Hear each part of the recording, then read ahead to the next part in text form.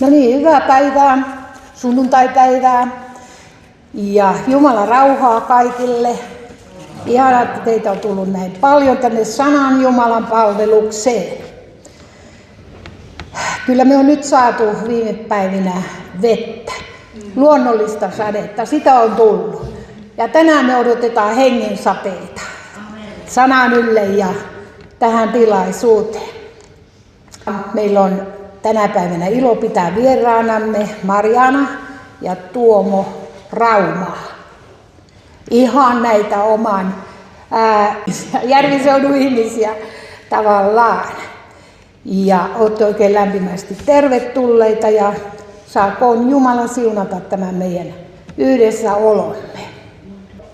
Mutta rukoillaan ensiksi tämän tilaisuuden puolesta. Rakas taivaan Isä, kiitos, että me saadaan olla koolla. Kiitos, että saadaan olla vapaasti tässä Suomen maassa, kokoontua yhteen sinun sanas äärelle ja kohtaamaan toinen toistamme ja rakentumaan yhteisestä uskostamme. Kiitos, että sä oot mukana, sä oot läsnä tässä tilaisuudessa. Kiitos, että siunaat Marjaanaa ja Tuomoa ja meitä kaikkia. Kiitos, Herra, siitä, että saan jäädä sinun armollisiin käsiisi ja sinun hyvään huolenpitos, hyvään hoitoos tänä päivänä. Kiitos, että sinä pidät meistä huolta. Me kiitetään sinua tästä ajallisesta ruoasta, jota meillä tässä maassa on runsaasti. Ja me kiitetään siitä, että tässä maassa on myös, Herra, sitä hengellistä ravintoa, jota me saan tänä päivänä Marjaanan ja Tuomon kautta oikein nauttia. Ja Herra, kiitos siitä, että sä oot läsnä. Sä oot Pyhän Hengen kautta läsnä. Siunaat, vahvistat ja rohkaiset meitä jokaista Jeesuksen pyhässä nimessä.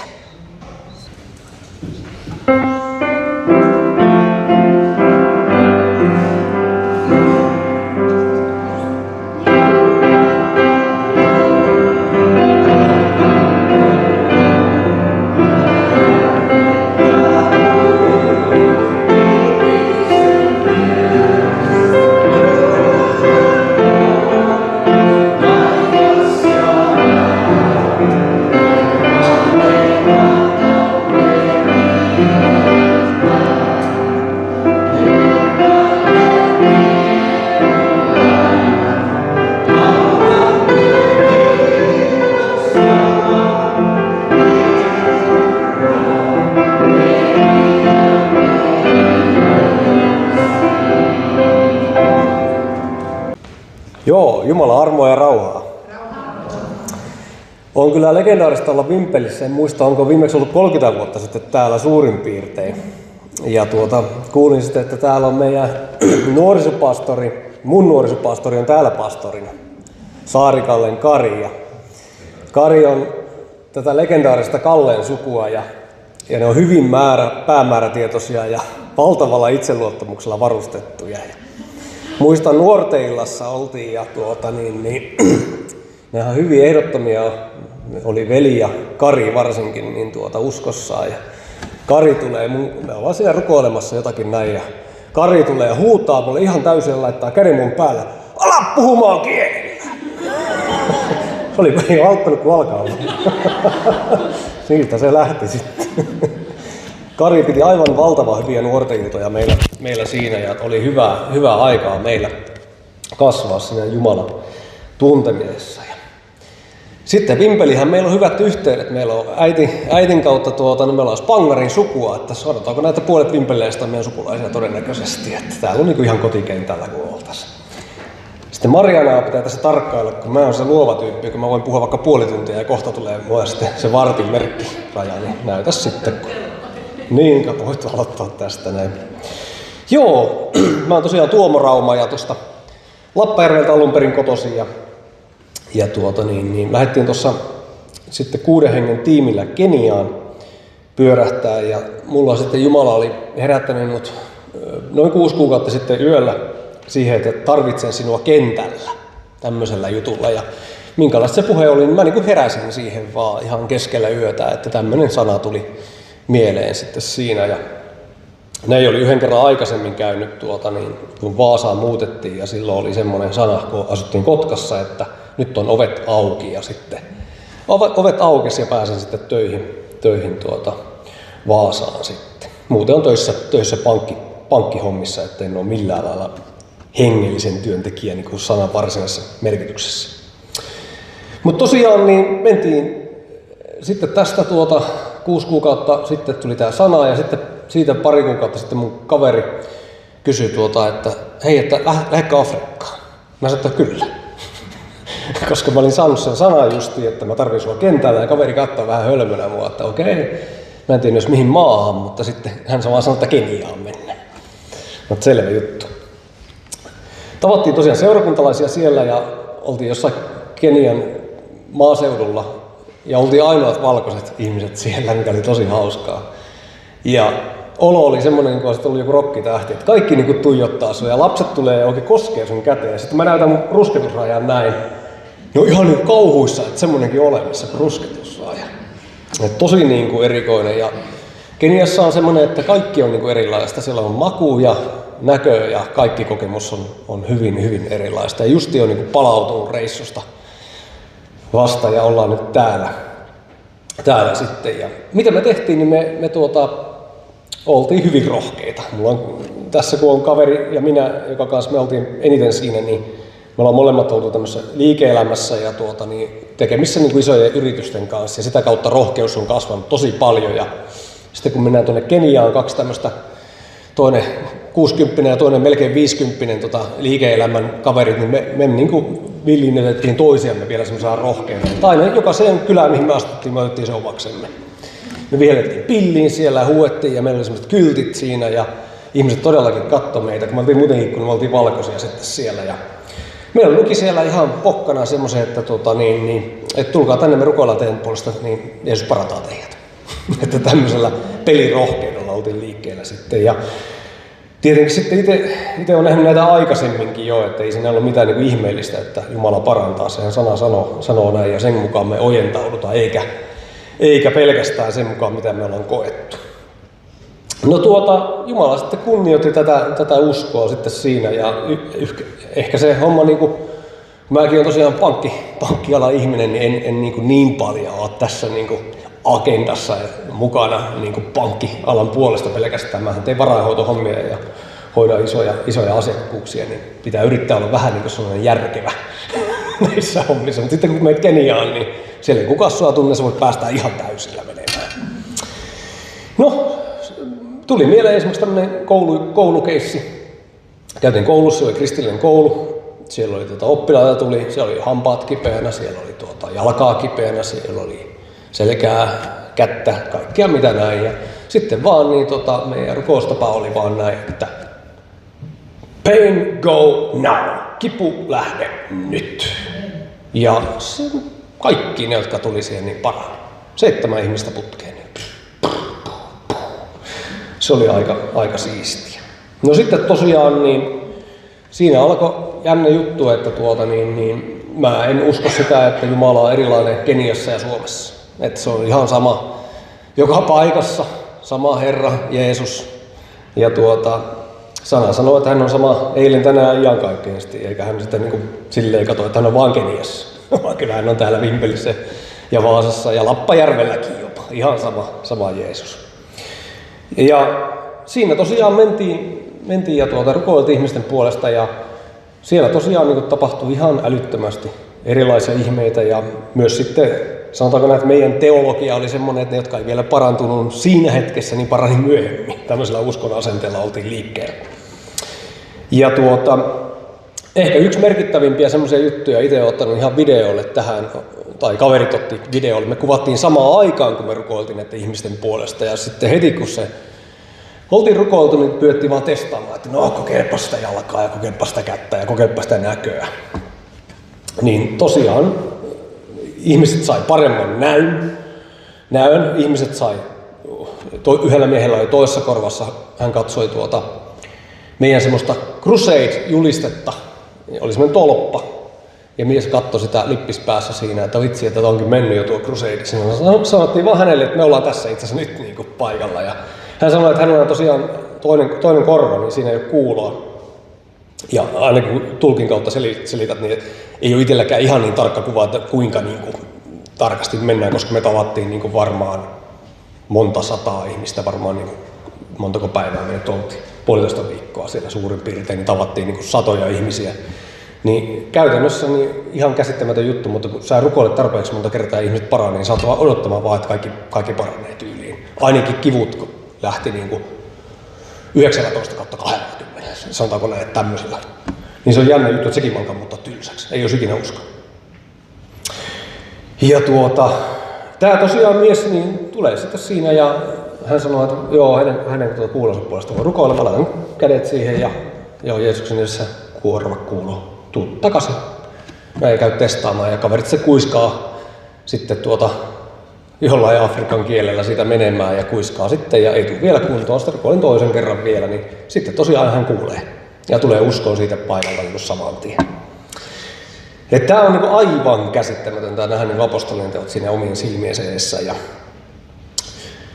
hän sitten on ihan älyttömän tyytyväinen ja ne on sitten hauskoja muistoja katsoa videolta itsekin. Että kyllä se vaan siellä Jeesus on ja elää ja vaikuttaa. Sitten yksi rakennusmies oli siinä ja siinä taisi rukoilla meidän kenialainen ystävä sitten tämän puolesta, kun meillä oli tavoitteena myös opettaa kenialaisia rukoilemaan, miten rukoillaan sairasten puolesta ja se on ihan älyttömän helppoa muuta.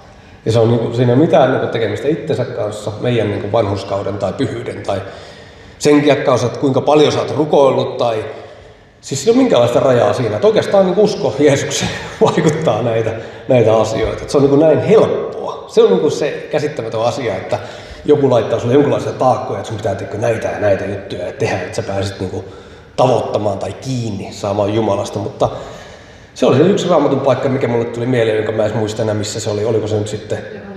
Tulee se yksi Raamatun paikka, mikä mulla tuossa oli vaan. Jeesus vastasi, enkä minä sanonut sinulle, että jos uskot, saat nähdä Jumalan kirkkauden.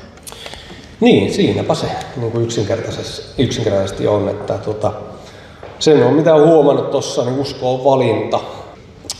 Sanotaanko näitä usko testataan koettelemuksessa. Että Afrikassa kun tulee semmoinen kaveri, jolla toinen jalka on kokonaan surkastunut suurin piirtein näin, niin onko sulla pokkaa rukoilla? Me yritettiin venyttää meidän uskoa, me kyllä rukoiltiin kaikkien puolesta. Ihan kaikki ei kyllä parantanut saman tien, mutta tosi paljon parani kyllä. Et sitä haastan siinäkin, että usko on myös valinta luottaa siihen, mitä sana sanoo, välittämättä miltä olosuhteet näyttää ja välittämättä siltä, että missä se oma ikään kuin tavallaan se usko on siinä. Mutta kyllä on sen huomannut, että kyllä meitä yritetään, voisiko sanoa, että tämä vihollisen, tämä vastustaja, paholaisen puolesta kyllä saa semmoiseen ajatukseen, että me ollaan täysin kykenemättömiä toimimaan mitenkään. Että se on kyllä ihan valetta. Sen kyllä näin kyllä siellä ihan omiin silmiin, että jokainen uskova pystyy toimimaan Jeesuksen antamilla lahjoilla. Ja mä oon sitä mieltä, että kaikille tämmöinen on mahdollista. Tosi paljon hienoja juttuja tapahtui omien silmien edessä ja kyllä sen tuli siihen tulokseen, että kyllä kaikki mitä on kirjoitettu on täysin totta ja kaikki semmoiset mikä on sieltä vihollisen valtakunnasta, niin on täysin meidän alamaisia siinä, että se on kyllä hienoa nähdä. Näin! Menikö alle vartti? Niin tässä oli mun tärkeimmät jutut ja niin. Ei muuta kuin mun tää ehkä tämä lyhyestä virsi kaunis, niin on se, että päätä uskoa sana. Se on enemmänkin päätös kuin tunne. Ja mun parhaat tämmöiset keisit, missä Jumala on käyttänyt mua, on ollut silleen, että mä olin itse täysin pelossa. Että vaikka sä et pelossa, ihan hirveän ahdistuksen keskellä, Jumala voi käyttää sua silti. Aamen. Joo, kiitos Herralle, näin se kuulkaa on. Herra on sama eilen, tänään ja iankaikkisesti sama Suomessa kuin Afrikassakin. Kiitos Tuomo näistä terveisistä.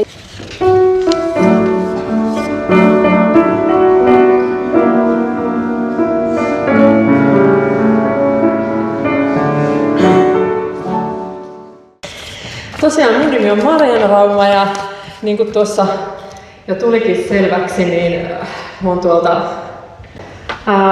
äiti on siis Alajärveltä kotoisin ja itse asiassa aika läheltä kun me tultiin niin kuin tuolta mikä tie se nyt oli, mistä me tultiin, ja sitten kun käännetään vasemmalle Vimpeliin, niin sitä olisi pikkasen pitänyt vielä jatkaa suoraan eteenpäin oikein. Hoisko, Halla-aho. Siellä on mun äiti kotosi ja siellä tuli monta kesää lapsena vietettyä. Et sillä lailla tuttuja seutuja. Tosiaan muisteltiin, että koskahan mä oon ollut viimeksi Vimpelin helluntaiseurassa. Tuomo veikkasi 30 vuotta. Mä oon siis ollut täällä nuorisopäivillä. Olen Seinäjoelta kotoisin ja siellä elämäni ensimmäiset 19 vuotta elänyt. Ja mä olen ollut siis, en tiedä voiko sanoa 30 vuotta, mutta mä oon ollut siis täällä nuorisopäivillä edellisen kerran. Ja mä lähdettiin teineenä niin semmoisella mun kaverin punaisella pienellä mikralla, niin ajeltiin ympäri Pohjanmaata kaikilla nuorisopäivillä. Ja on siis vähän aikaa, kun olen täällä ollut seurakunnassa ihan sisällä. Mun aihe tänään liittyy siihen, että kuinka saada uskoa lisää. Koska mä tiedän sen, että kun te kuuntelitte Tuomon todistusta tuossa, niin samaan aikaan teille tulee se, että jes, niin että Jumala toimii parantumisen alueella. Mutta sitten samaan aikaan tulee, että niinhän ne ennenkin siellä Keniassa tai Afrikassa. Siellähän ne sairaat paranee. Mutta miten täällä Suomessa? Ja ihan saattaa tulla semmoinen hiukan epäuskoinen olo, mikä meille niin kuin monesti, kun me kuullaan tämmöisiä tarinoita, saattaa tulla.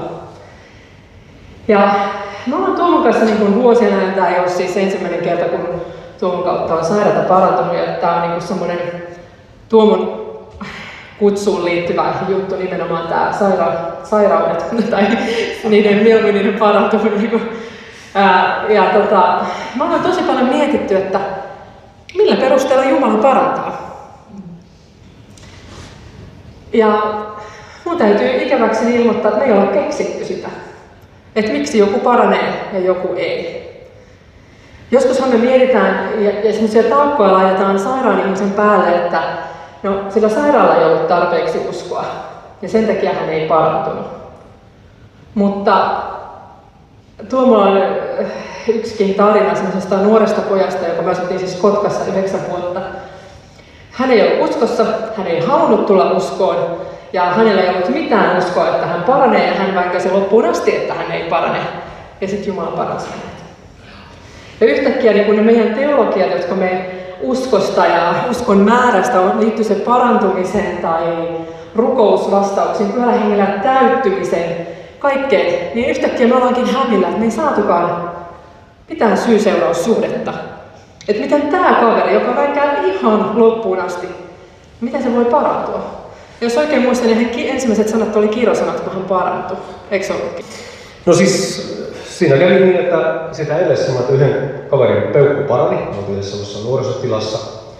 Ja ne nuoret, kun ne on vähän spontaaneimpia kuin me vanhemmat, niin nämä alkoi huutamaan siitä, että hei, tämä mun peukku parani täällä. Niin, ne oli siis uskosta osalta. Joo, niin. Anteeksi, tätä me ei saada tästä mitä yhtä aikaa.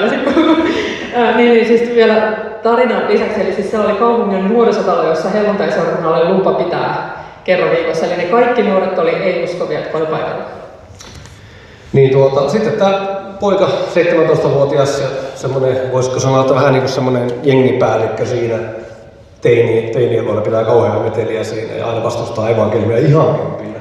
Niin sanoo, että hänellä on tässä kädessä 2 murtumaa tässä käden, niin parannapas ne. Mä otin kiinni saman tien Jeesuksen nimessä paranen nyt. Niin se parani saman tien. Et vähän semmonen tiedätkö niin kuin vanhasta testamentista tulee, että kuka Jumala iskee tulella, niin saman tien tuli siinä sitten. Oliko siinä? Ja nämä ovat kauhean niin tärkeitä kokemuksia, siis tähän ei meidän teologiaa perusteta kokemuksiin, mutta nämä on ollut siinä mielessä tärkeitä kokemuksia, että yhtäkkiä se meidän niin perusajatus, mikä merkitys uskolla, niin se vähän hämmentyy. Että miten sä Jumala parannat tämän kaverin, jonka mielestä Jumala ei ole edes olemassa? No sittenhän mä ajatellaan, että okei, no jos ei se ole niin sen rukoiltavan uskosta kiinni, niin sitten sen täytyy olla sen rukoilijan uskosta kiinni. Ja siinäkin me ollaan huomattu, kun vuosien aikana Tuomon kanssa, että silloin kun Tuomolla on ollut sellainen olo, että se on niin kuin, nyt mä oon niin kuin ihan liekeissä ja täydellä höökillä ja semmoinen rukoilija, ja kukaan ei parannu.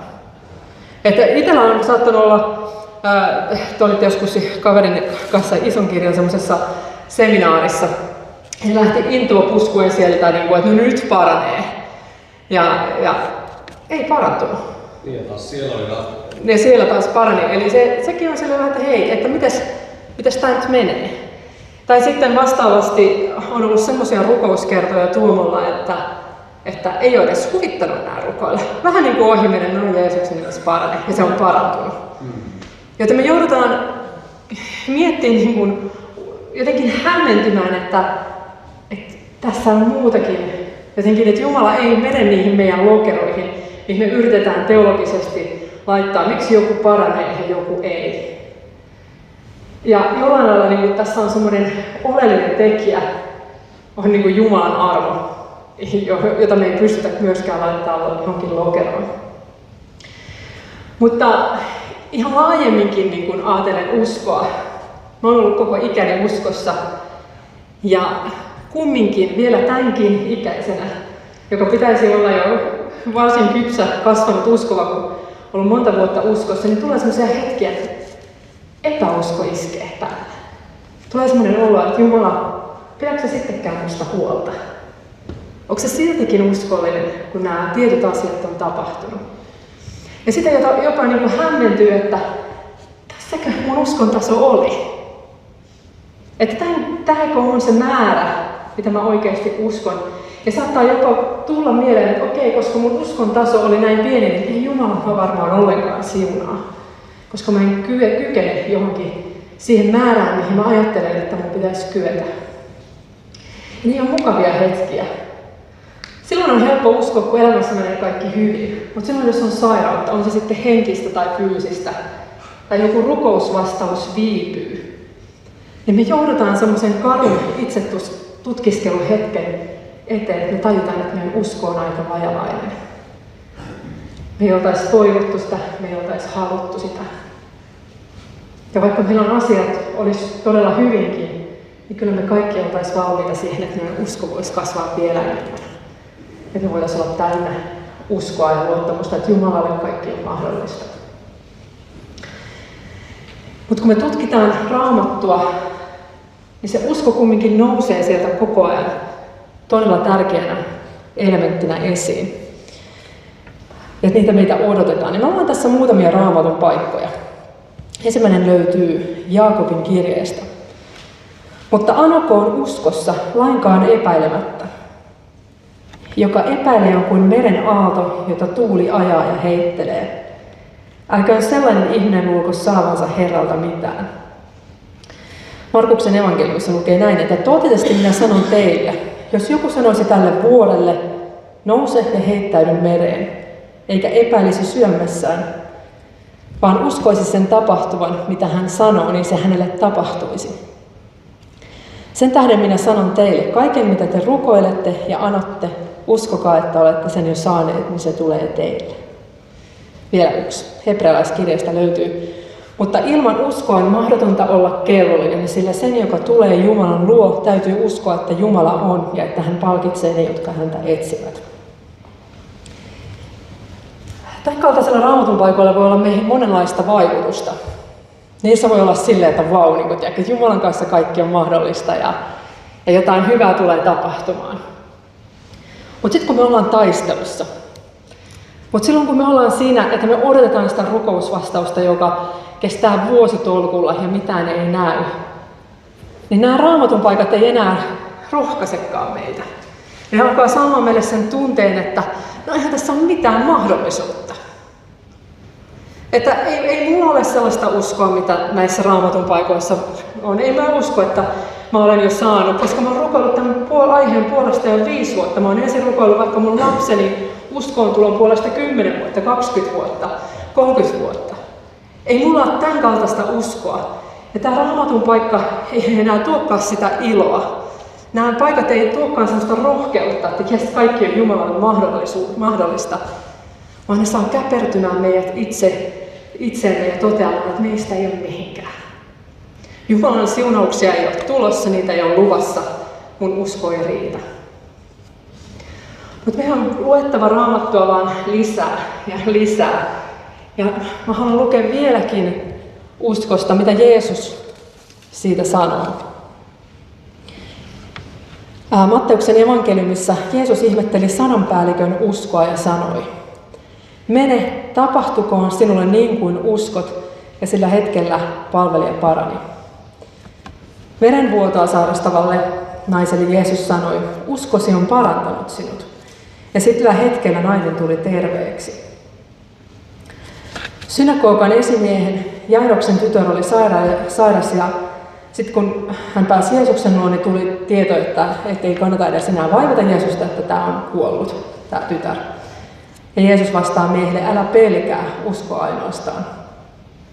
Silloin kun Jeesus tyynnytti myrskyn, niin hän sanoi opetuslapsille: "Missä teidän uskonne on?" Tai sitten kun Jeesus vieraili kotikaupungissa, niin sitten sanotaan näin, että heidän epäuskonsa vuoksi hän ei tehnyt siellä montakaan voimatekoa. Mutta näiden Raamatun paikkojen tarkoitus ei ole, että Jumala nyt kertoo, että peli on menetetty. Teidän usko ei oikeastaan riitä. Näiden Raamatun paikkojen tarkoitus on vain kertoa, että sillä uskolla on merkitystä. Sillä on tarkoitus. Jeesus todella, niin kuin evankeliumissa tuo sen, kuinka hän arvostaa sitä uskoa. Mutta samaan aikaan meidän pitää muistaa nämä, mitä niin kuin Jumala on käyttänyt esimerkiksi tuomaan parantumisen armolahja niin kuin alueella. Että tästä on kyse kumminkin vielä paljon enemmästä, koska tähän uskon pakettiin Jumala antaa oman armonsa. Hän ei vaan sano, että hei, tässä on tämä usko, teidän kuuluu päästä tähän tietylle tasolle, mistä me todetaan, että me ei päästä, vaan Jumala antaa armonsa tähän meidän käytettäväksi, tähän samaan pakettiin. Ja niinpä onneksi on myös muita Raamatun paikkoja, jotka kertoo meille uskosta.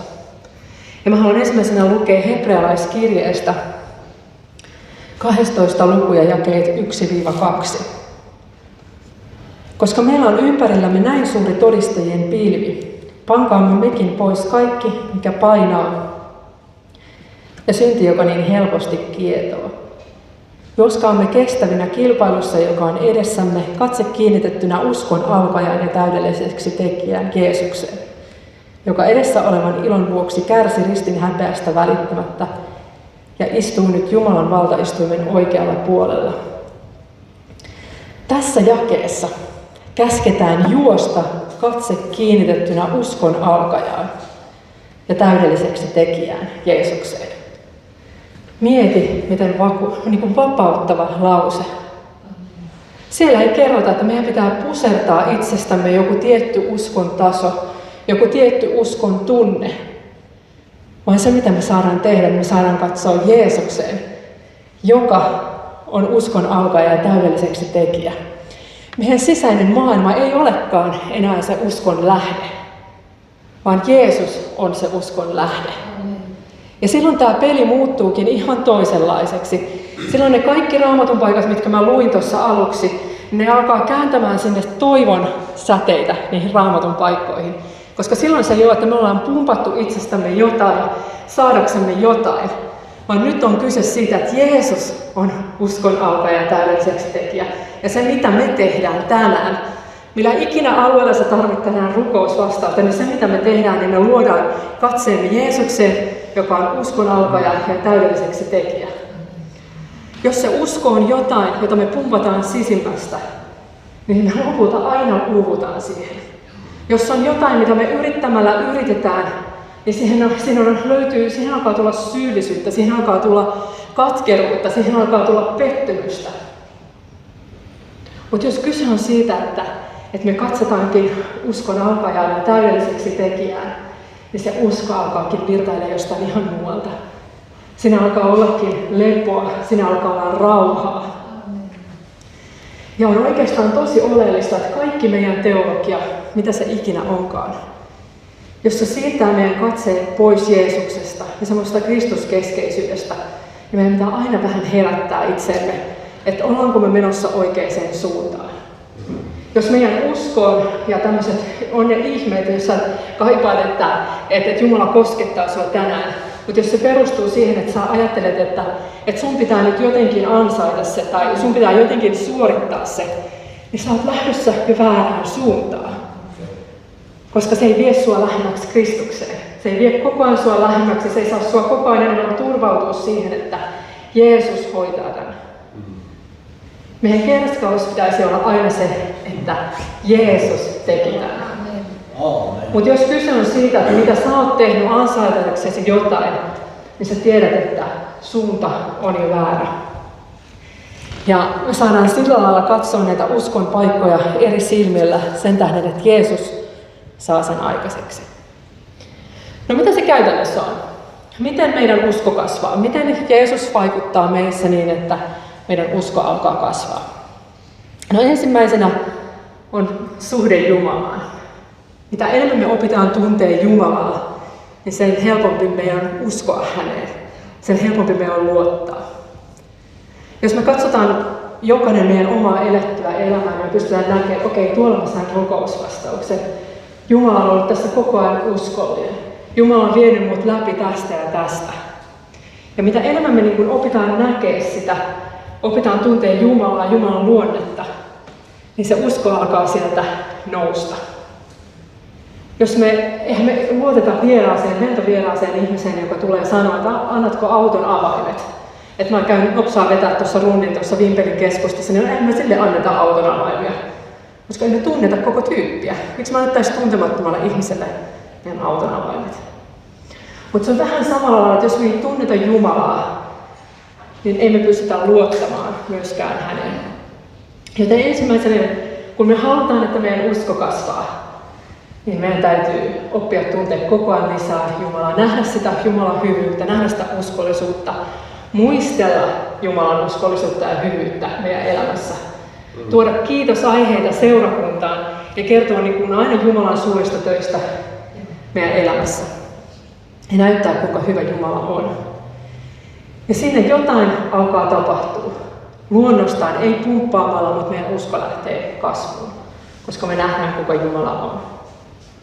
Samoin sinne Jumalan läsnäolossa alkaa tapahtua jotain, että meidän usko alkaa herkemmin kukoistamaan Jumalan läsnäolossa ja sellaisessa Jumalan kohtaamisessa meidän elämässä. Ja se on ensimmäinen asia, millä meidän usko kasvaa. Toinen löytyy roomalaiskirjeestä 10 ja 17, että usko tulee siis kuulemisesta, mutta kuuleminen Kristuksen sanan kautta. Tuomo siihen viittasikin jo siihen Raamattuun tuossa omassa puheenvuorossa. Eli Jumalan sana on se kanava, millä me pystytään tänäänkin ruokkimaan meidän uskoa. Koska meidän tavoitehan oli, että meidän usko lähtisi kasvuun. Niin se lähtee Jumalan sanan kautta.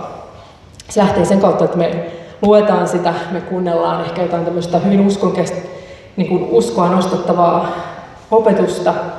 Ja todella niin kuin sanoinkin, niin vaikka kerrotaan niistä Jumalan suurista teoista. Ja meidän täytyy lähteä kylvämään sitä sanaa meidän elämään. Mutta kun muistatte kylväjävertauksen, niin siinä oli myös se, että ne maaperät oli erilaisia. Että vaikka sinne sydämeen kylvettiinkin jotain, niin se ei automaattisesti kasvanutkaan hedelmää. Joten Raamatun lukukaan ei ole aina sitä, että se automaattisesti kasvattaa sen sanan, jos se maanperä meidän sydämessä on jotenkin huono. Niinpä samaan aikaan, kun me rukoillaan sitä, että Jumala, kasvata mun uskoa, meidän pitää ottaa se myös siihen Raamatun lukuun mukaan se rukous. Meidän pitää rukoilla lukea, että hei Jumala, puhu tämän sun sanan kanssa, vaikuta, kun mä nyt luen tätä vaikka Raamattua, puhu mulle, vaikuta mun sydämessä niin, että tämä Jumalan sana kantaisi hedelmää, avaa tätä mulle. Ja silloin sä kylvät siemeniä, niitä uskon siemeniä, joita sä oikeasti tarvitset, että sun usko kasvaa. Ja samaan aikaan sä muokkaat sitä, niin kuin tämä Jumala muokkaa, että sun sydämen maaperää, että se oikeasti kasvaa se usko. Se on monia tällaisia, mitä me voidaan kylvää. Me voidaan pyytää, sekin on kylvää, me pyydetään sen sanan kohdalla, että anna mulle sydän, joka voisi toteuttaa näitä asioita ja olla kuuliaisia.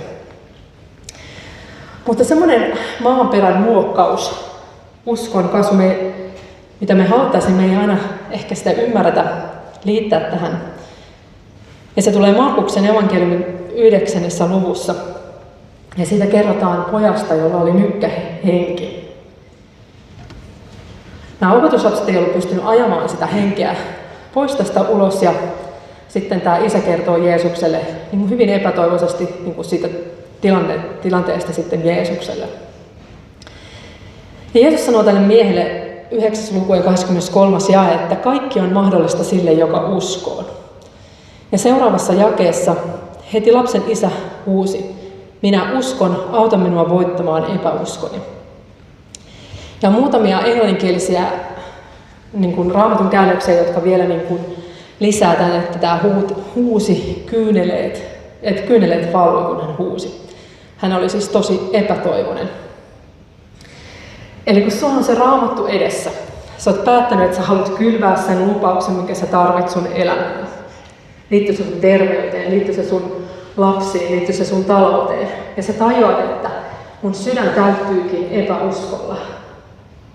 Niin tässä annetaan joku malli, millä me siltikin pystytään kylvämään uskon sielun meidän sydämen. On se, että me huudetaan Jumalan puoleen, että auta mua mun epäuskossa. Auta mua tässä mun epäuskossa. Mä en Jumala pysty tänään luottaa tähän sun lupaukseen, mutta auta mua mun epäuskossa. Ja tossa on jotain niin aitoa. Siinä on jotain niin, millä me ollaan rehellisiä Jumalalle. Että hei, tää on se meidän uskon määrä, mihin me pystytään. Mutta siitä huolimatta me halutaan tänään tehdä se kylvä sinne meidän sydämen maaperään, että auta mua mun epäuskossani. Sen tähden, että se tahto on, että meidän usko voi kasvaa. Ja me voidaan sillä tavalla niin kuin luottaa Jumalaan enemmän. Ja siinä samassa kylvää vertauksessa on jotain, mikä kertoo, että kun me vaan jatketaan sitä kylvämistä, me jatketaan sanan kylvämistä meidän elämään, niin siellä lukee näin, että mutta hyvään maahan kylvetty tarkoittaa ihmistä, joka kuulee sanan ja ymmärtää sen. Ja tuottaa sadon joku 100, joku 60 ja joku 30 jyvää. Eli jotain alkaa tapahtua. Vaikka me ajatellaan, että tämä mun yksi sanan kylvö nyt ei herätä sitä valtavaa uskoa, minkä mä tarvisin. Mutta jos me jatketaan kylvämistä, välillä hyvin epäuskoisesti, välilläkin huutaan, että auta mua epäuskossa, mutta kun me jatketaan meidän sydämeen kylvämistä, että Jumala, mä haluan luottaa tähän sun lupaukseen, mutta tänään se on vaan niin vaikeeta. Tämä odottaminen on niin vaikeeta, tämä fyysinen kipu on niin vaikeeta. Jumala, mutta tänään mä päätin kyllä taas yhden siemen. Silloin kun on se joku muu lupaus, sä tarvit johdatusta. Sä tarvit apua jossain. Ja sä otat sen Raamatun esiin ja sä näet sen lupauksen sieltä. Niin uudelleen kylvät sen sun sydämeen. Tänään, Jumala, mä haluan luottaa tähän. Toteuta ja niin toimi sun sanan mukaan. Ja sitten joku päivä me aletaan näkeä sitä satoa. Jumalan lupauksen mukaan. Se kylvää vertauksen mukaan. Siellä alkaa syntyä sato. Siellä alkaa kasvamaan sitä uskoa, mitä sinä ja minä ollaan kaivattu niin moneen hetkeen. Semmoista valtavaa luottamusta Jumalan lupauksiin. Ja silloin se alkaa muuttua niin, että vaikka ne olosuhteet ei olisikaan vielä muuttunut, mutta kun sitä kylvää on tehty sen verran paljon, niin sieltä syntyy luottamusta, joka ei ole kiinni olosuhteista. Se alkaa syntyä luottamusta Jumalaan silloinkin, kun olosuhteet on vielä pielessä. Ja se on jotain, mitä Jumala tekee, kun me vaan uskollisesti jaksetaan kylvää se siemen ja rukoillaan, että Jumala, tee sä työs, koska musta ei tähän ole. Ja Jumala, auta mua epäuskossa, koska mä en luota suhun. Auta mua, mä haluan kylvää silti tämän siemenen. Ja jotain muuttuu vähitellen. Ja me saadaan alkaa näkeä, että semmoista luottamusta ja toivoa alkaa syntymään. Eli jos me halutaan lisää uskoa, niin on läheinen suhde Jumalaan ja sitten tämmöinen uskon kylvö. Usko tulee kuulemisesta, mutta usko voi lähteä myös kuulemisesta. Amen. Joten siinä vaiheessa, kun sun sydämen rukous on, että Jumala, mä haluan lisää uskoa, niin pidä huoli, että et sä samaan aikaan kylvä ittees koko ajan semmoista epäuskoa, joka on vastoin sitä, mitä sä rukoilet. Me monesti ajatellaan, tai rukoillaan vaikka, että Jumala anna mulle uskoa, mutta sitten samaan aikaan katsotaan vaikka sen kaltaista, tai luetaan sen kaltaista kirjaa, joka vie meidän uskon. Tai me jutellaan joidenkin ihmisten kanssa, jotka vie meiltä uskon. Jumala voi silti armossaan antaa meille uskoa, mutta on tosi tärkeää, että me myös huolehditaan sitä, että sitä kylvää, mitä me ei tehdä, ettei me samaan aikaan myös poimita niitä siemeniä sieltä koko ajan ylös. Ja joskus, niin kun elämässä on vaikeaa, niin on tosi tärkeää, että me puretaan sitä. Meillä on vaikka hyvä ystävä tai puoliso tai sielunhoitaja tai kuka se milloinkin on. Ja me puretaan sitä, on se sitten pahaa oloa ja kaikkea sitä taakkaa pois. Mutta joskus meidän täytyy olla myös rehellisiä siinä, että milloin se ei ole enää sen pahan olon purkamista, vaan milloin me ollaan alettu asenteellisesti puhumaan epäuskoisesti. Joskus me puhutaan nimenomaan valitettavasti asenteellisesti epäuskoisesti, että Jumala ei tee mitään ja mitään ei tapahdu ja kaikki on pielessä. Ja sekin on ok. Meillä joskus vaan on semmoinen olo ja se on vaan päästettävä ulos ja purkaa. Mutta sitten on ero, jos siitä tulee meidän arkista, asenteellista puhetta, jolloin käy niin, että se kylvö, mitä me ollaan kylvetty, haluaa saada se usko kasvaa, niin me samaan aikaan nypitään niitä siemeniä pois, koska meidän omalla puheellamme tehdään se, niin kuin puhutaan itsemme epäuskoisiksi. Kohta tässä rukoillaan yhdessä ja mikä se sun tarve tänään onkaan? Meillä on jokaisella se oma taistelumme monesti, kun me tänne tullaan. Ja mä haluan niin kuin uudelleen vaan rohkaista siihen, että älä katso sun ittees nyt. Älä katso siihen sun tunteeseen tällä hetkellä. Jos sä kaipaat sitä rukousvastausta tiettyyn juttuun tai sä haluat kokea tänään Pyhän Hengen läsnäoloa, niin älä jotenkin kato ittees, koska mitä enemmän sä katot sen ittees, niin sen epätoivoisemmaksi sä tuut. Koska sä tajuat, että sun itsestä ei löydy sitä, mitä tässä tarvittaisiin. Niinpä katso uskon alkajan ja täydelliseksi tekijään. Ja mä haluan sanoa niille, jotka tänään täällä, sä oot todella epätoivoisessa tilanteessa, ei silleen, että olipas kurja päivä ja nousin väärällä jalalla sängystä, vaan mä tarkoitan sitä, että sä oot ollut vuosiakin ehkä, tai monia kuukausia silleen semmoisessa pimeässä laaksossa, ja susta tuntuu, että sun usko on mennyt ja sä et tiedä, miten sä pääset täältä ulos, sä et edes tiedä, että miten Jumala voi sut viedä tästä tilanteesta pois. Ja mä haluan rohkaista sua tänään siihen, että tee päätös. Älä katso sitä sun tunnetta, vaan tee semmoinen päätös tänään, että Jumala, mä en ymmärrä miksi. Mä en ymmärrä, Jumala ymmärrä, miksi nämä asiat tapahtuu mun elämässä. Mutta tänään mä teen päätöksen, että silti mä uskon suun. Se ei välttämättä tunnu sen kummoisemmalta, kun sä sen päätöksen teet tänään. Mutta se, että kun sä päätät, sä joudut ehkä päättää sen monta kertaa tämän jälkeenkin uudestaan, kun se epäusko tulee. Mutta jos sä päätät siinä sun huonossa tilanteessa, että Jumala, mä en ymmärrä, mutta tänään mä päätän luottaa suun. Ja siellä alkaa tapahtua jotain. Mä en tiedä, muuttuuko sun olosuhteet koska, mutta sinne alkaa virtailla toivoa sun sisäiseen maailmaan. Ja se toivo on niin arvokas asia, että mä vaan niin rohkaisen sua, tee päätös tilanteesta huolimatta, missä sä tänään olet, että mä päätän luottaa sun tänään. Sitä huolimatta, että se tunne ei tule. Jos sä kaipaat parantumista tänään tai joku muu rukousvastaus, niin on Danielin kirjassa 9. luvussa on Danielin rukous. Ja siinä on yksi aivan ihana jae, jonka mä haluan lukea. Me annamme rukouksiimme langeta sinun eteesi, emme omaan vanhurskauteemme, vaan sinun suureen armoosi luottaen. Eli jos sinä, joka kaipaat tänään fyysistä parantumista tai jotain muuta rukousvastausta, takerru tähän jakeeseen. Että tänään mä vuodatan tämän mun sydämen, tämän mun rukouksen, tämän pyynnön niin kuin Jumala sun eteen mutta en luottaen omaan vanhurskauteen, vaan Jumala sun armoon. Mä tänään vuodatan mun sydämeni Jumala sulle, uskon alkajaan ja täydelliseksi tekijään, en luottaen siihen, mitä mä pystyn, mitä mä oon, vaan sen tähden, mitä Jumala sä oot ja mitä sä pystyt tekemään. Ja vielä viimeinen. Jos susta tuntuu, että on liian myöhäistä.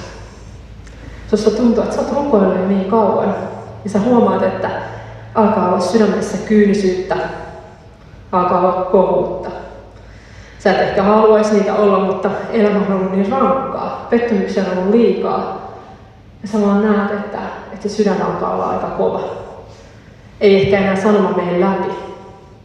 Ehkä ärsyttääkin jopa olla täällä tänään, kun sanoma ei enää mene läpi eikä kolahda, kun sydämestä on tullut liian kova ja kyyninen siitä, mitä maailmassa tapahtuu.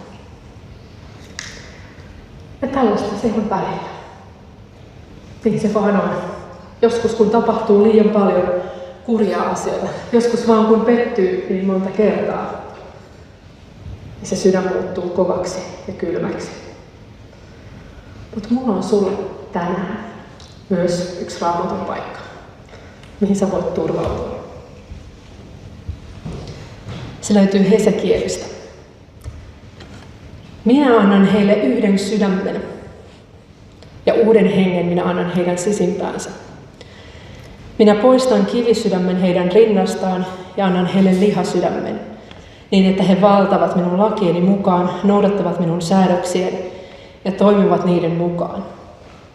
Silloin heistä tulee minun kansani ja minä olen heidän Jumalansa. Tässä Raamatun paikassa ei ole oleellista, mitä sä teet, vaan tässä paikassa on oleellista, mitä Jumala tekee. Jumala lupaa ottaa kivisydämen pois ja antaa tilalle lihasydämen. Tämä voi olla se sun uskon siemen, mitä sä kylvät sun elämään. Ja mä sanon sulle, että susta ei luultavasti tunnu yhtään miltään. Mutta tästä voi tulla sun päivittäinen rukous, kunnes sä alat näkee rukousvastauksen sun sydämessä. Tästä voi tulla uudelleen ja uudelleen se rukous, mitä sä aloitat tästä eteenpäin sun aamus. Sä rukoilet, että ota Jumala pois mun kivisydän. Anna mun sydämen tehdä niin kuin elävä, sykkivä sydän, joka haluaa toteuttaa sun tahdon, joka haluaa nähdä, että oma usko kasvaa. Tähän voi olla sun rukous. Rukoile se tänään. Nyt ei välttämättä tunnu miltään. Huomenna ei välttämättä tunnu miltään. Sulla saattaa olla tänään vaikka epäuskoinen ajatus, että no eihän tää toimi, koska se sun sydän on niin kova. Ja se on jo niin kyyninen, se on jo niin pettynyt. Mutta ala kylmään tätä. Uudestaan ja uudestaan. Jumala, ota pois mun kivisydän. Anna tilalle lihasydän. Anna semmoinen sydän, joka sykkii sinulle. Että musta ei ole enää tässä itsessäni mihinkään, mutta tänään mä haluan yhden siemenen, vielä yhden epätoivoisen sydämen kylvää epätoivoisen siemenen, että Jumala pidä musta huoli, koska mun sydän on jo niin kova. Rukoillaan ja jos tuomutut kanssa kohta, niin me kiitetään sun sovitustyöstä, joka riittää meille tänäänkin. Jos joku on tehnyt syntiä, niin tänään me voidaan tunnustaa meidän synnit ja pyytää meidän syntejä anteeksi. Ja me tiedetään, että sä oot uskollinen ja vanhurskas Jumala ja sä annat meidän synnit anteeksi ja puhdistat meidät kaikesta vääryydestä.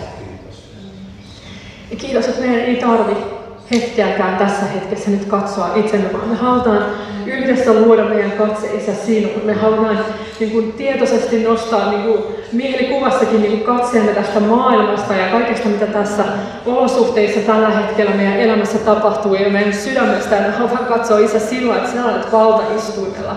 Sä oot herrojen Herra tänään, sä oot kuningasten kuningas, sä oot suuri Jumala, sä oot pyhä Jumala, sulle on kaikki mahdollista tänäänkin.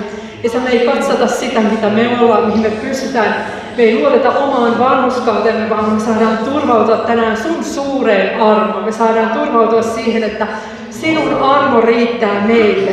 Me ei tarvitse katsoa heikkouksia, me ei tarvitse katsoa meidän uskon määrää, vaan me saadaan katsoa uskon alkajaa ja täydelliseksi tekijää. Ja Isä, meidän odotus tänään on sinussa. Meidän odotus on tänään sinussa, Herra.